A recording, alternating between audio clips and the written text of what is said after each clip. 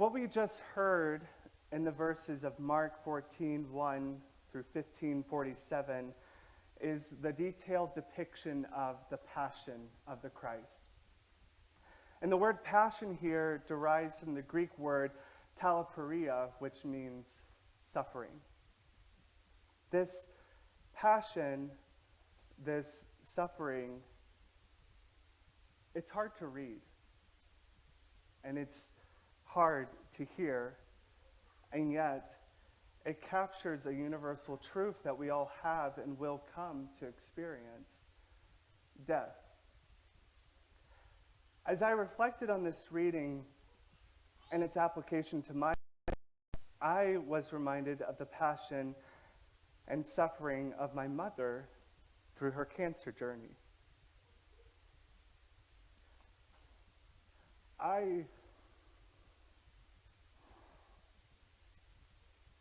I was reminded of the passion and suffering of my grandfather and how his body succumbed to Lou Gehrig's disease. I was reminded of the passion and internal suffering of a friend from college who took his own life. For me, how a person dies is so core to their identity, sometimes more so than who the person was or what they even did. Some lives are stolen in senseless acts of violence, war, dispute. Some lives are taken by disease and illness. Some old age. In the case of Jesus, he was crucified, died, and was buried.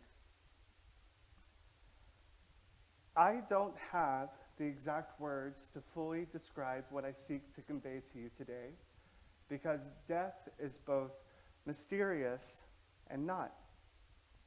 We all know we will die, but it is a matter of how and when. But what I do know is this: we have been given a gift. The gift of knowledge that our time is limited. And with this time, how do you choose to live? Jesus is a good role model, I think. And while our gospel reading today ends with the entombment of Jesus, it is important in the practice of our faith that we revisit and remind ourselves of not only his suffering, but his sacrifice. Christ died for me. Christ died for you. Christ died for all of us. Today, we mourn. In the coming days, we will celebrate that he has risen. And as we move forward, or better yet, as we live forward, may we emulate Jesus, being Christ-like in our words, our actions, and in our relationships with one another. May we live forward in ways, great and small, that strengthen our faith and our bonds with one another, so we are prepared for the life after this one, our everlasting life with Jesus and all those who came before us. Christ has died. He will be risen.